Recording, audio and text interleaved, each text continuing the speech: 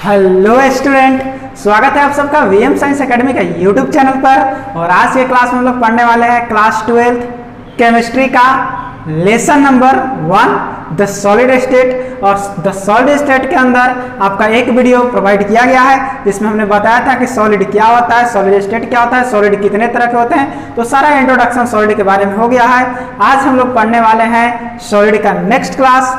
तो class start करने से पहले my name is Munna Kumar और यह आपका छोटा सा खूबसूरत सा YouTube channel VM science academy. तो चैनल को ज़्यादा से ज़्यादा लाइक करेंगे, शेयर करेंगे और सब्सक्राइब करेंगे। और हाँ, आपका यदि कोई भी कन्फ्यूजन रह जाता है तो उसे कमेंट कर देंगे कि हाँ सर यहाँ पे हमको क्लासेस समझ में नहीं आए हैं, तो हम आपको पर्सनली या फिर से उसको समझाने का ट्राई करेंगे। ओके, तो स्टार्ट करते हैं द सॉलिड स्टेट का लेक्चर नंबर 2। सॉलिड स्टेट का लेक्चर नंबर 2। तो याद करेंगे, हम लोगों ने पढ़ा था कि सॉलिड स्टेट में सॉलिड जो होते हैं दो तरह के होते हैं। जो सॉलिड होता है वो सॉलिड दो तरह का होता है। एक हमने पढ़ा था, सॉलिड दो तरह के पढ़े थे, जिसमें एक था क्रिस्टलाइन सॉलिड और दूसरा था अमोर्फस सॉलिड। ये दो तरह के हम लोग सॉलिड पढ़े थे। इसको कहते हैं क्रिस्टलीय ठोस और इसे बोले थे अक्रिस्टलीय ठोस।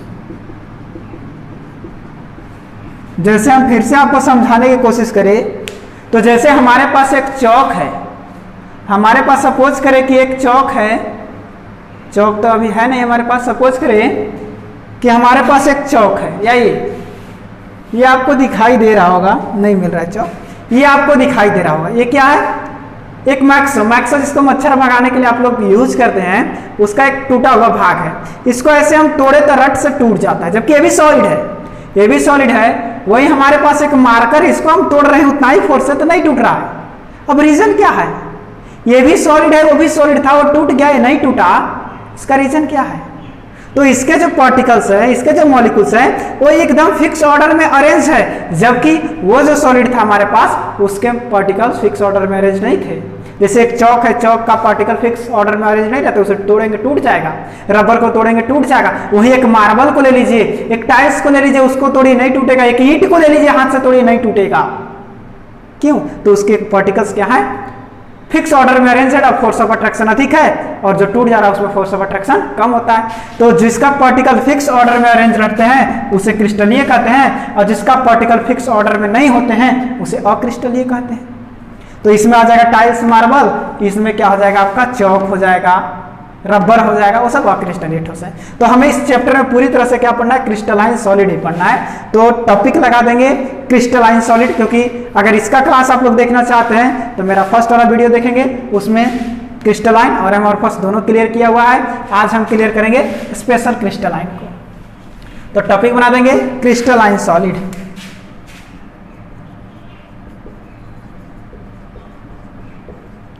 कहा जाता है कि वह ऐसा सॉलिड जिसके कण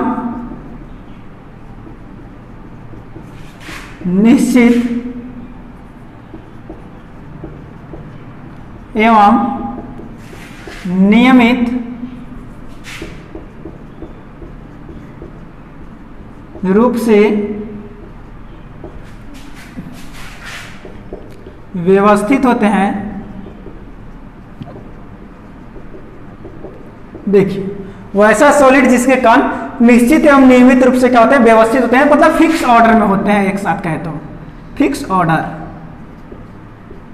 एकदम निश्चित रूप से व्यवस्थित रहते हैं, तो उसे क्या कहते हैं हम लोग? Crystalline solid. अब बात करेंगे टाइप ऑफ क्रिस्टलाइन सॉलिड, क्योंकि इसके बारे में जो भी प्रॉपर्टीज है वो पिछले क्लास में आपको डिफाइन किया गया है। आज हम सिर्फ और सिर्फ पढ़ने वाले हैं कि जो क्रिस्टलाइन सॉलिड होते हैं वो कितने तरह के होते हैं और इसके अंदर क्या क्या है। तो बाबू बात करें क्रिस्टलाइन सॉलिड का, तो क्रिस्टलाइन सॉलिड चार तरह के होते हैं। फर्स्ट, जिसको कहते हैं आयोनिक सॉलिड। सेकंड, जिसे कहते हैं मेटालिक सॉलिड। थर्ड, जिसे कहते हैं हम लोग कोवालेंट सॉलिड। और फोर्थ, जिसका नाम है मॉलिक्यूलर सॉलिड। तो ये 4 तरह के सॉलिड हैं किसके अंदर, क्रिस्टलाइन के अंदर। फिर चारों हमें पढ़ना है, तो आपको याद रखना होगा क्रिस्टलाइन सॉलिड। सॉलिड कितने तरह के, 2 तरह के, क्रिस्टलाइन और एमोर्फस।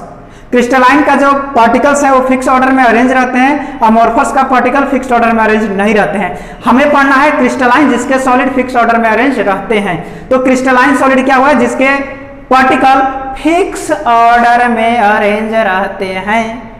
अब क्रिस्टलाइन कितने तरह के, 4 तरह का।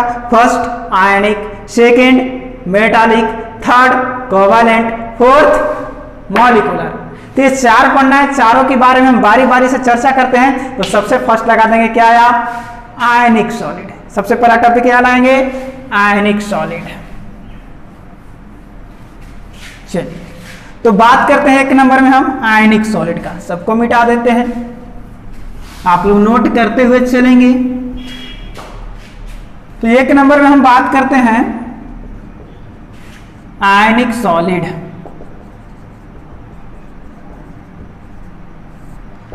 देखिए आयनिक सॉलिड, यदि आयनिक सॉलिड का कंस्टिट्यूएंट पार्टिकल की बात करें कि आखिर कैसे पार्टिकल से मिलकर बना होता है, तो याद रखेंगे कि वैसे सॉलिड जिसके पार्टिकल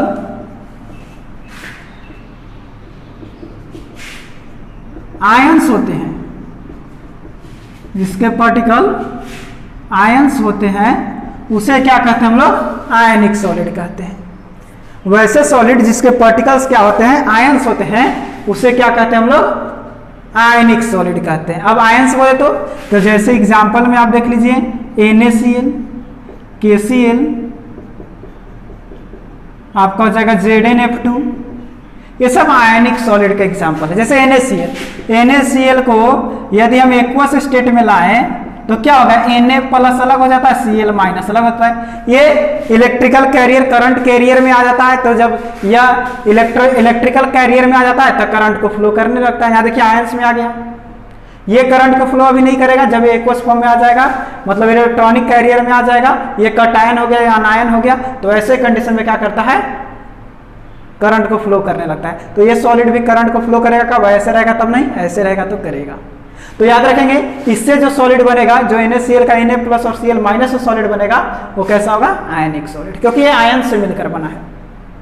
वही अगर इसकी प्रॉपर्टीज की बात करें तो 1 नंबर बात करें तो कि इसका जो पार्टिकल होते हैं बाबू, वो आयंस होते हैं। पार्टिकल्स कैसे होते हैं, आयंस होते हैं। दूसरा यदि इसका फोर्स ऑफ अट्रैक्शन देखिए, फोर्स ऑफ अट्रैक्शन देखिए तो देखिए प्लस और माइनस है, यानी कि यहाँ इलेक्ट्रोस्टैटिक फोर्स कार्य करता है। यहां जो फोर्स काम कर रहा है वो कौन सा फोर्स काम कर रहा है बाबू, इलेक्ट्रोस्टैटिक फोर्स, क्योंकि प्लस माइनस चार्ज के बीच जो फोर्स लगता है वो इलेक्ट्रोस्टैटिक फोर्स होता है। और इलेक्ट्रोस्टैटिक फोर्स बाबू बहुत ही हाई होता है। इसके पास जो फोर्स लगता है वो क्या लगता है, हाई, बहुत ही स्ट्रॉन्ग फोर्स लगता है। इसको स्ट्रॉन्ग भी कह सकते हैं। इसमें जो फोर्स लगता है वो क्या रहता है, स्ट्रॉन्ग फोर्स काम करता है, मजबूत बल काम करता है, यानी कि एक प्रकार का यह मजबूत ठोस है। और बात करें 3rd नंबर में, अगर इसका मेल्टिंग पॉइंट या बॉइलिंग पॉइंट का MP और BP का बात करें, MP से मेल्टिंग पॉइंट माने गलाने वाला पॉइंट, BP से बॉइलिंग पॉइंट मतलब उबालने वाला पॉइंट, मतलब ये गलाने वाला टेम्परेचर, उबालने वाला टेम्परेचर। तो खुद से आप सोचो, खुद से सोचो कि एक मजबूत सॉलिड बन रहा है, फोर्स ऑफ अट्रैक्शन अधिक है, तो गलाने में भी टाइम लगेगा, बॉयल करने में भी टाइम लगेगा, यानी कि इसका मेल्टिंग पॉइंट और बॉइलिंग पॉइंट दोनों क्या होता है बाबू, हाई होता है, मतलब उच्च होता है। इसका मेल्टिंग पॉइंट और बॉइलिंग पॉइंट दोनों क्या होता है, उच्च होता है, क्योंकि फोर्स ऑफ अट्रैक्शन अधिक है। मॉलिक्यूल्स एक दूसरे से कस के पकड़े हुए हैं, जब कस के पकड़े उसको हटाना है, मेल्ट करना है, मतलब क्या होगा, मॉलिक्यूल्स को हटाना है, बॉयल करना है तो और हटाना होगा, तो भैया टेम्परेचर तो ज्यादा चाहिए ना, तो टेम्परेचर आपको ज्यादा चाहिए। वही 4th नंबर में बात करें इसकी कंडक्टेंस को, अगर इसकी कंडक्टेंस, चालकता की बात करें कि ये करंट को चालन करता है कि नहीं करता है, तो बाबू याद रखेंगे कि जब ये मेल्टिंग स्टेट में आएगा, जब यह मेल्टिंग स्टेट में रहता है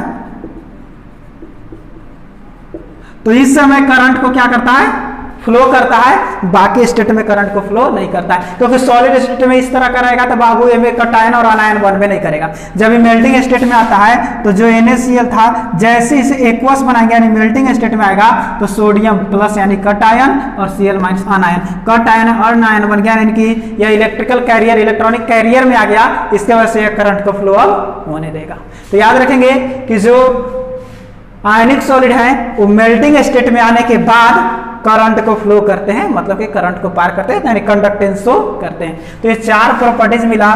तो फिर से हम एक बार आपको रिवाइज करा दें, आयनिक सॉलिड वैसे सॉलिड जिसके कंस्टिट्यूएंट पार्टिकल यानी कि जो उनको बनाते हैं, यानी कि वैसे सॉलिड जिसका पार्टिकल है जिससे मिलकर वो बने होते हैं वो क्या होते हैं, आयंस होते हैं, यानी आयन से मिलकर बनने वाले सॉलिड को आयनिक सॉलिड कहते हैं। आप एक लाइन में हमारा डेफिनेशन को याद रखेंगे कि आयन से मिलकर बनने वाले सॉलिड को आयनिक सॉलिड कहते हैं, इनके पार्टिकल्स आयंस होते हैं, फोर्स ऑफ अट्रैक्शन बहुत हाई होता है, क्यों, क्योंकि इसमें इलेक्ट्रोस्टैटिक फोर्स लगता है, इसका मेल्टिंग पॉइंट बॉइलिंग पॉइंट अधिक होता है, क्यों, क्योंकि इलेक्ट्रोस्टैटिक फोर्स लगने के कारण इसके पार्टिकल एक दूसरे से काफी अधिक ज्वाइंट रहते हैं, तो उस ज्वाइंट को उस बॉन्ड को तोड़ने के लिए हमें हाई टेम्परेचर की आवश्यकता होता है। कंडक्टेंस चालकता की बात करें तो मेल्टिंग स्टेट में कंडक्टेंस को शो करता है, मतलब मेल्टिंग स्टेट में करंट को पार होने देता है, बाकी कंडीशन में करंट को पार नहीं होने देता है। तो ये था आपका आयनिक सॉलिड, जल्दी से नोट कर लेंगे क्योंकि अब बात करने वाले हैं बाबू मेटालिक सॉलिड का, जल्दी से नोट करेंगे। सबका शेप साइज स्ट्रक्चर सब देखेंगे। अभी थ्योरेटिकल क्लास आपका एक क्लास दिया गया है, दूसरा क्लास है, तीसरा क्लास भी थ्योरेटिकल का चलेगा, उसके बाद थ्योरी का नामो निशान मिट जाएगा। सिर्फ और सिर्फ हम लोग न्यूमेरिकल सॉल्व करेंगे और इक्वेशन सॉल्व करेंगे, और बहुत ही छोटा सा चैप्टर है, मजा आने वाला है, आसानी से इसका न्यूमेरिकल कर सकते हो, न्यूमेरिकल बनाने में इसका मजा आएगा। चलिए इसे मिटाते हैं।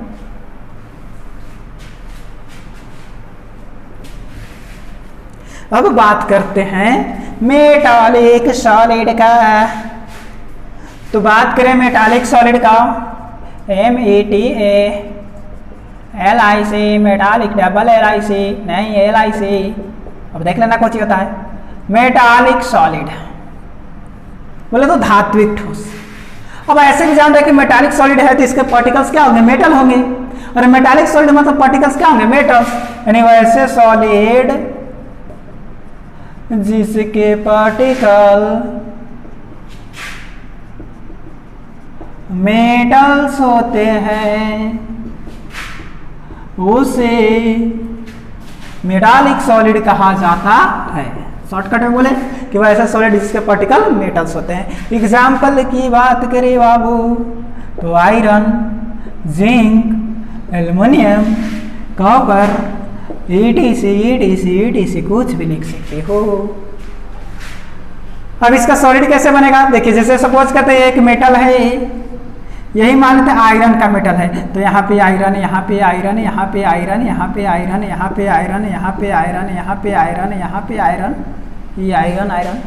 होता क्या है बाबू कि जो आयरन है ये 2 इलेक्ट्रॉन दे करके Fe2+ बन जाता है, 2 इलेक्ट्रॉन लूज करके और Fe2+ बन जाता है सॉलिड से, और यही Fe2+, Fe2+, Fe2+, Fe2+, Fe2+, Fe2+, Fe2+, Fe2+, Fe2+, Fe2+, ये मिल करके और एक सॉलिड बनाते हैं। अब आप कहोगे कि सर आप हमको बुर्बक बना रहे हो, प्लस प्लस एक साथ कैसे होंगे, प्लस प्लस एक साथ कैसे होंगे, तो सर मेटल के पास इलेक्ट्रॉन की गंगा बहती है, ये जो 2 इलेक्ट्रॉन निकले हैं ये 2 इलेक्ट्रॉन इसको घेर करके ऐसे खड़ा रहेगा बाबू, ये 2 इलेक्ट्रॉन इसे घेर करके इसे खड़ा रहेगा। ये इलेक्ट्रॉन की गंगा बह रहा है, इलेक्ट्रॉन की नदियां बह रहा है। मेटल के पास इन्फिनिटी इलेक्ट्रॉन्स होते हैं, बहुत सारे इलेक्ट्रॉन्स, फ्री इलेक्ट्रॉन्स होते हैं। देखिए 2 इलेक्ट्रॉन फ्री कर रहा है ना, तो जितने भी मेटल्स है सब फ्री करेंगे इलेक्ट्रॉन, और ये इलेक्ट्रॉन का नदी टाइप से बहते रहता है, जिसके वजह से इनमें फोर्स ऑफ अट्रैक्शन लगता है, और ये क्या होते हैं, एक दूसरे से बैलेंस में होते हैं। और भैया बीच में इलेक्ट्रॉन की गंगा बह रहा है, ये इलेक्ट्रॉन की वजह से क्या है, ये इधर खिंचाएगा, ये इधर खिंचाएगा, एकदम फिक्स ऑर्डर में अरेंज रहेगा, तो इलेक्ट्रॉन के कारण इसमें फोर्स ऑफ अट्रैक्शन लग जाता है। यानी कि अब बात करें इसकी प्रॉपर्टीज की, तो 1 नंबर में इसके पार्टिकल्स कैसे होते हैं बाबू, तो इसके पार्टिकल्स मेटल होते हैं। सेकेंड नंबर की बात करें तो इसमें जो फोर्स ऑफ अट्रैक्शन है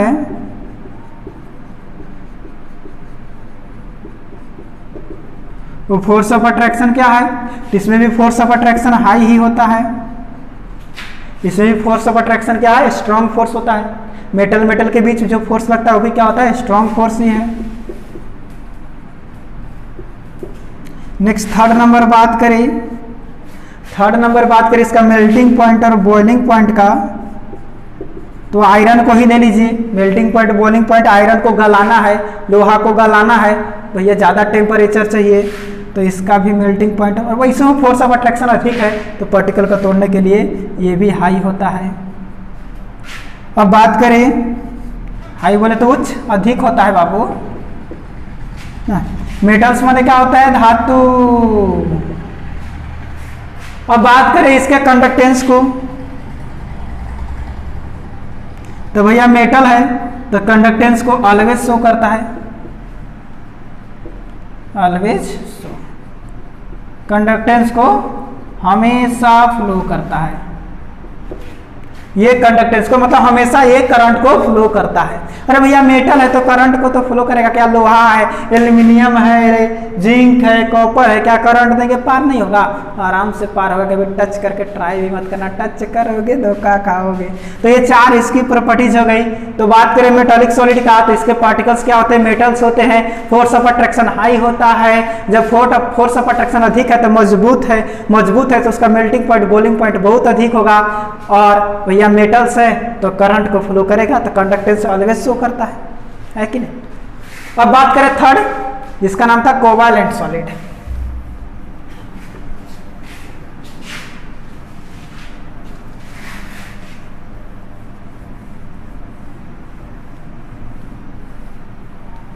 ये बात करते हैं हम कोवैलेंट सॉलिड का, थर्ड नंबर।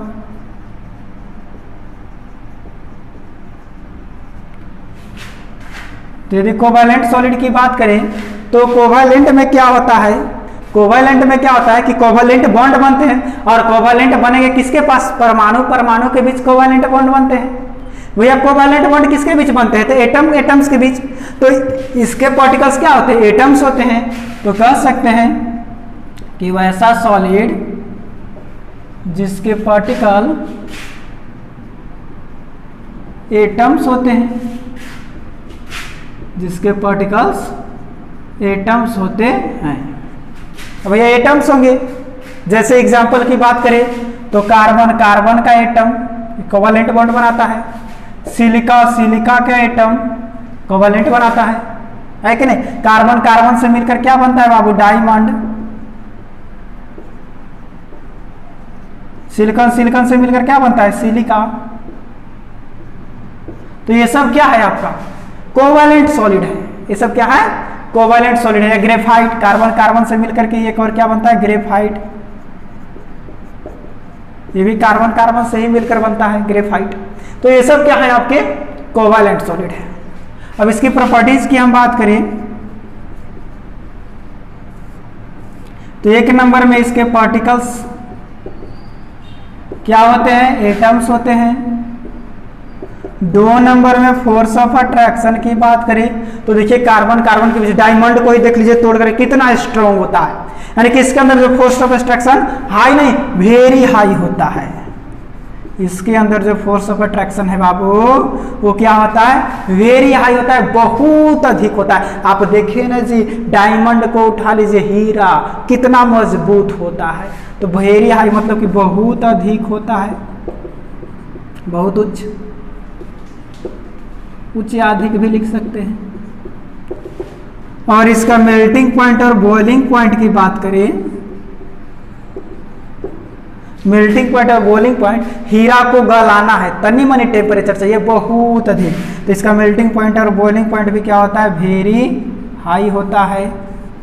और बात करें 4 नंबर इसकी कंडक्टेंस को, तो कंडक्टेंस इसका लो होता है, बहुत कम करंट को फ्लो होने देते हैं, लगभग समझिए कि जाने ही नहीं देते, बहुत कम, कभी कभी जाने देंगे नहीं तो नहीं जाने देंगे। बहुत हाई करंट देने पर कुछ करंट, जैसे ग्रेफाइट है, बहुत हाई करंट देने पर कुछ करंट को जाने देता है, बाकी इन लोग तो जाने भी नहीं देता है। तो करंट का क्या होते हैं, लो कंडक्टेंस शो करते हैं, करंट को पार होने नहीं देते। तो ये इसकी प्रॉपर्टीज हो गई। तो फिर से एक बार याद कर लेंगे, क्या याद कर लेंगे? कोवेलेंट सॉलिड वैसे सॉलिड जिसके पार्टिकल्स एटम्स होते हैं, जैसे डायमंड हो गया, ग्रेफाइट हो गया, आपका सिलिका हो गया। अब बात करें तो इसकी प्रॉपर्टीज के, तो पहला तो जान चुके हैं कि पार्टिकल्स क्या होते हैं बाबू, एटम्स होते हैं। फोर्स ऑफ अट्रैक्शन बहुत अधिक होता है, मेल्टिंग पॉइंट बॉइलिंग पॉइंट, जब फोर्स ऑफ अट्रैक्शन अधिक है तो मेल्टिंग पॉइंट और बॉइलिंग पॉइंट भी अधिक होगा, और कंडक्टेंस लो होता है क्योंकि ये करंट को फ्लो बहुत कम करते हैं। अब बात करेंगे, लास्ट आपका बच चुका है, बता दीजिए क्या बच चुका है? Molecular solid. तो चलिए बात करते हैं मॉलिक्यूलर सॉलिड का। तो टॉपिक लगाएंगे मॉलिक्यूलर सॉलिड। तो नॉर्मल सी बात है, इसके पार्टिकल्स क्या होते हैं? मॉलिक्यूल्स होंगे या वैसे एटम होंगे जो मॉलिक्यूल्स के जैसा बिहेव करते होंगे, यानी कि वैसा सॉलिड जिसके पार्टिकल मॉलिक्यूल्स या एटम्स होते हैं, वैसा एटम जो मॉलिक्यूल्स की तरह बिहेव करते हैं, वैसा सॉलिड जिसके पार्टिकल्स मॉलिक्यूल्स या एटम होते हो। जैसे एग्जांपल की बात कर ले बाबू, CO2, H2O, और बात करें SO2, ETC, ये सब क्या है आपके?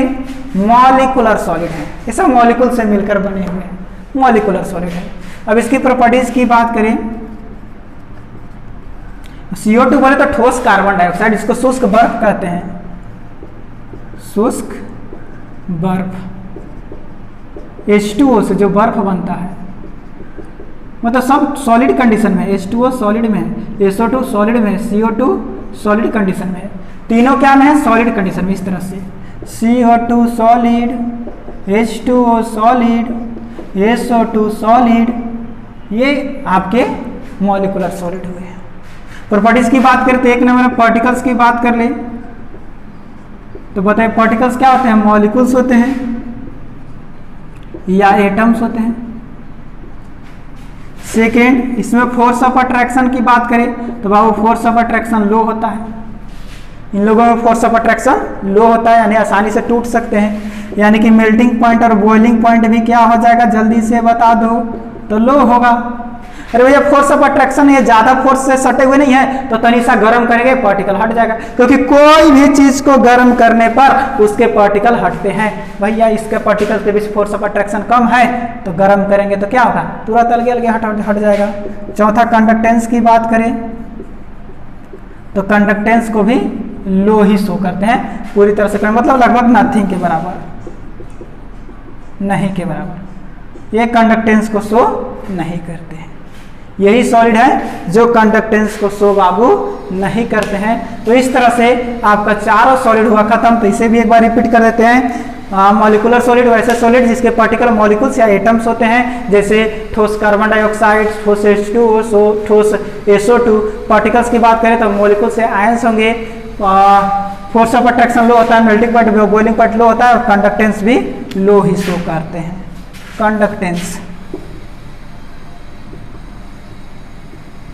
कंडक्टेंस भी लो शो करते हैं। तो जल्दी से नोट करेंगे, और चारों सॉलिड का हम एक डेटा बना दे रहे हैं, उस डेटा के अंदर सब चीज आपको मिल जाएगा। तो जल्दी से नोट करेंगे, क्योंकि आपके सामने आने वाला है क्रिस्टलाइन सॉलिड का एक प्यारा सा, सुंदर सा, खूबसूरत सा डेटा। देखेंगे कि वो कौन सा डेटा है जो इस चारों को बांध कर रखेगा। आइए तो बात करते हैं क्रिस्टलाइन सॉलिड। यहां से सब आपका याद हो जाएगा, सारा चीज आएगा। कितने तरह के हुए? 4 तरह का। फर्स्ट में क्या था आपका? आयनिक सॉलिड। सेकेंड में क्या मिला आपका?